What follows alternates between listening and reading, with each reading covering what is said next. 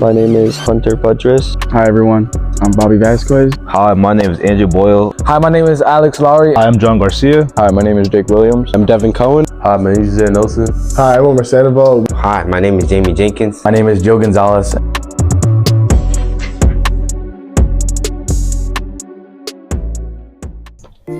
How bad do you miss football? It's a tough question. I miss it a lot because I've played the sport since I was in 4th grade, played flag 1st, 2nd, 3rd, started tackle 4th grade. You know, the sport meant everything to me. Growing up, I watched it with my parents. Then my dad signed me up for tackle, played it, loved the sport every day. And I mean, it's challenging, you know, having to stop the sport that you've played every day since you were a kid, so. I miss it. I think about it all day, every day. I rewatch our film all the time, think about all the good stuff that I did and the bad stuff. But I really do wish that like freshman year, like I got myself together. Sophomore year, I got myself together so I could play all 4 years. But I miss it a lot. I say honestly, it's pretty bad. Lately I've been keeping time in, so I play basketball as well. Although football isn't like officially over for me, it still hurts not going to practice, not seeing Zoe every day, making jokes with Andrew and Alex and Omar, not taking the bus every day. It feels like, it's like an emptiness, I guess. It doesn't feel, it's like, I don't say a void, but it's like something that's not there anymore. I really miss it so much. You know, I've played football since I was in kindergarten, my entire after school life for the whole time I've played. And I don't know how I'm gonna fill in all the time and everything that I've spent playing football and how I'm just gonna substitute that out for something else. But when I moved here, my mom didn't want me to play. So I've always played flag football like my entire life. And I finally got to play this year and I really lived up to it. It makes me really regret not playing football like my whole 4 years and not having the experience to play football for 4 years. And I really wish I had the time to keep playing or continue playing football for a team. And I really like this team. I enjoy the coaches and I had fun playing for this team. I really want to do it again. I miss football a lot. I've been playing it since I was 7 years old. Every fall, all the time. All of my friends, players, coaches, were all there. And it was tough, but it was a lot of fun and I wouldn't change a thing about it. I miss football a lot because I played football since I was 6 years old and it has brought nothing but joy into my life, and football is basically who I am as a person. It's pretty obvious how bad it's going. I already feel weird just having so much free time and not going home bruised, tired, covered in dirt and grime and other stuff that's on that field. It's been part of me for 4 years now, even. So it's going to be weird not being able to go to practice anymore and not being able to say I have next year or the year after that.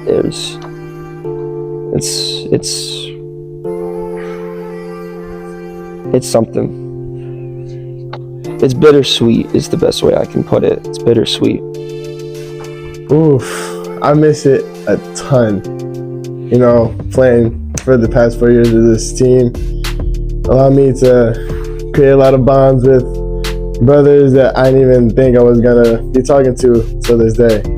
And the coaches, obviously group bonds with coaches like Coach Smalley, Zoe, Oak, Chef, all those. And yeah, it's been tough. Going home now, just being bored instead of, you know, getting out of practice at 6 o'clock and all that stuff. I miss it a lot. I miss it a lot. I've been playing since I was 10. I've been playing with Bobby on the Maryland Raiders actually, but I'm gonna miss playing with the big drops, Sherrod, CJ, Alex. No, I broke Alex's ankles in practice one time before. Let me see. You know, there was a lot of fun moments. The Oklahomas, you know, when I had to dub Jake, I did not want to hit Jake. I'm not gonna lie. You know, I had to lie. I'd say, just now, in the off season, there's nothing to do, and you're done with playing, and you realize, you had all this you were doing. You become used to this habit of always working in the off season and work, and then you realize there's really no need to keep on keep on working out, but you're not working to play in a varsity game because it's all over, and you're not gonna who are you going against, you know what I mean? So it's like it's hard to take it all in that these people that you met this year and these people that you met over the past 4 years, you realize that I don't know, it's just hard to take in. What was the biggest challenge as a football player throughout my career? Definitely balancing the sport and schoolwork at the same time. When you're playing football, you're busy. You have to focus through school throughout the day, and then you're exhausted from school. Then you have to have a 2 to 3 hour practice after. So, and then you get home, you have to eat, shower, do homework. You really have no time to do anything you want, but it's a challenge that comes with the sport. So I'm glad I took it on. I'd say one is definitely trying to stay healthy throughout the whole darn season. I mean, it's like first year, oops, broke my hip, first game. Second year, oops, concussion. So one of the challenges was trying not to become a glass cannon. But another one was definitely my own thoughts and my own myself, really looking at not being confident and having a lot of second thoughts about my own abilities was probably the thing that kept me from what I really could have done last year and what held me back a lot. So having to overcome the thoughts of the nervousness, the mental challenge that is posed when pressure's on is definitely the biggest challenge I've had. My personal biggest challenge is me trying to get Zoe to give me playing time, and this has just really stunned my growth as a receiver. And every time I think about it, I just think how shifty I would have been if Zoe gave me playing time, and he just didn't. So it really it was like an obstacle, like pushing my greatness back. But LeBron, I could have been LeBron in Game 6, but so didn't. So let's move on. Part of it was trying to overcome being undersized compared to everyone else, trying to figure out how to utilize that. But also a lot of it was trying to overcome social challenges. For my first 3 years, I didn't really know where I fit in on the team. It was kind of difficult to figure out who I was hanging out with, who I would hang out with, who I would talk to and everything. And it made it really difficult. And then spending so much time playing football, it also made it difficult to have a social life outside of football, because I would either not have time or be too tired to hang out with my friends and do stuff, and it led to a lot of time of just me not talking to my friends almost at all. I'd say my biggest challenge was probably losing my captain spot 3 days into fall camp. And then, how I overcame it, I just worked hard, just busting my butt nonstop, just trying to get the spot back, and I eventually did. The biggest challenge was balancing football, school, and work, because it's just so much compact into a little amount of time, and it's very overwhelming. But I'm glad I did and overcame it. The biggest challenge was the transition between Pee Wee and then high school football. I played Pop Warner, but the difference between that and high school was a lot. It was much more hours. It was a lot more work, a lot tougher. All the running, everything, all the new different plays that we had to learn. It was a lot more advanced. It was tough, but I made it through. It's just the consistency and people doubting you. It's hard to be a football player because it's you got a lot of going on, you got a commitment, and with me, I'll be having a lot of stuff going on, so it's football be kind of interrupting it, I'll say, but it's just being consistent and being just committed to the team. I feel like that's the hardest thing. I'd say my ankle, number one. I have grandpa ankles. My ankles are horrible. And two, my mental health playing. Like, I couldn't stay motivated to do school and football, so I had to kind of get it together and try to be a bigger player. Like, try to overcome it. Get through it. That's it. And going to practice sometimes, because those 7:30 practices in the morning for Saturday, I was not trying to go to that. I'm trying to go home, go to sleep, but I still had to go, I guess. Biggest challenge was honestly just trying to and prove the coaches that I'm better than what I am. Since freshman year, I've been trying to, work my way up to starting varsity, which, I'm proud that I was able to start. But even through the different obstacles that I had, it put a lot of pressure on me. So that was really just my biggest challenge, and just trying to prove that I can be better every single day and try and work my way up every single day. I'd say overcoming adversity and just working constantly to, show, what you can really do, and just, you learn. I personally, I wasn't the craziest player. I had my flaws, and those were pointed out during indies, let's say, or during a game when I made a mistake. When I would make a mistake, miss a tackle, just miss a block, and you take it out on yourself. And it all depends on how you do that. You know what I mean? So, just and then what coaches say too. It's just, it gets in your head. I remember sophomore year, I had a coach named Coach K, and he was rough, man. Let me tell you. I remember this one practice near the end of the season. He had, I guess I had the greatest practice, so he had somewhat, called me out in front of everybody, and obviously you're embarrassed and you're humiliated after that, and so I remember going to Chef afterwards, and he's like, okay, there's no, you just prove him wrong. So going to my junior year, I got stronger. I, did my thing. I did well, and I met Coach Oakes, and the impact that he made, man, he's just a different coach there, man. What coach had the most significant impact on you as a person and a player? I would have to say Jacob Swally. And some of you might think like that short guy, but like, yeah, I'm gonna have to go Jacob Swally, because when I was kick returning and doing all that practice, he really like put in perspective that I'm not that good of a kicker, and I really thought I was greatness, like, and he really like made me understand, like, you might think you're great at things, but you're really not.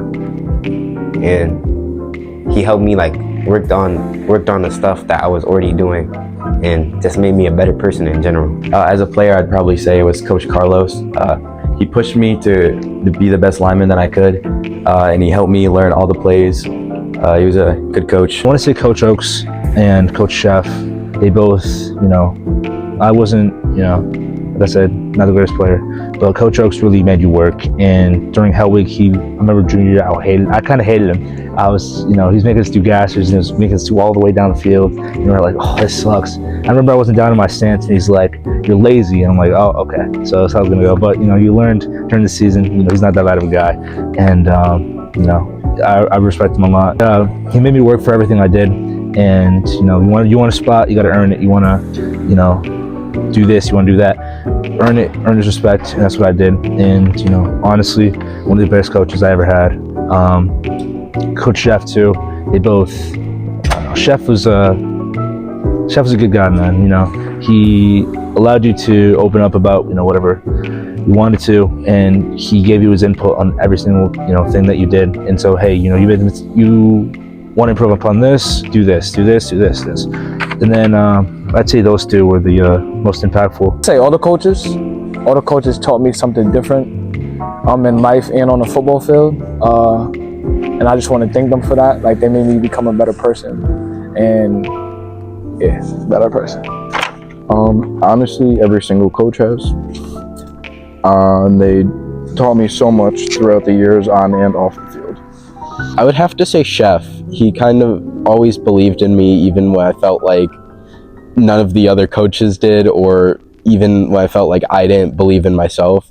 He was always there. He always showed that, my contribution to the team was really important to him. And it really made it easier overcoming the difficulties socially, because I knew that at least someone valued me being there. I would say Coach Alonso. Coach Alonso has been there for 4 years. Is yelling, but I get that it helped me as a player a lot. It helped me, grow as a person. And Coach Schwal kept me motivated throughout the season. His pregame, what's it called? Motivational speeches and the halftime. Let me see. Coach K, when he was still here, he was annoying, but he was a good coach. And I shout out to all the other coaches though. I had fun playing with Coach Carlos.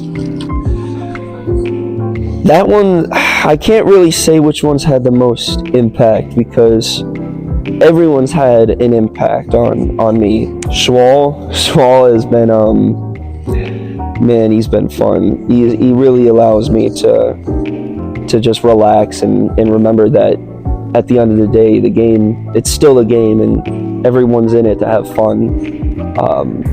Same thing with Los and Josh. Josh is just this deranged dude, man. He is crazy. But they all remind me that at the end of the day, whenever anybody else says it's still a game and it's fun.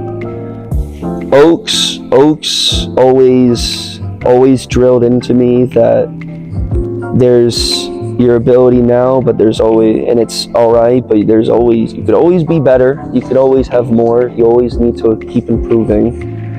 And then there's Chef, and Chef always reminded me that football is about playing the sport, but there's also a lot more than just playing. There's the ungodly amount of paperwork, the ungodly amount of forms and legal fees and stuff.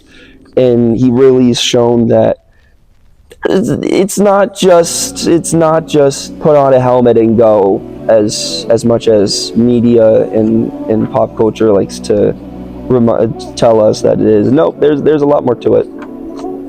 And then Zoe, Coach Bald Man Zoe, shiny man Zoe. Oh boy, has he definitely made an impact. And he's going to sound like the most, because he definitely instilled a hardworking mentality and really gotten me to adjust to what it's like to be in the real world, where nobody really cares if you do or don't, if somebody does or doesn't like you or your opinions.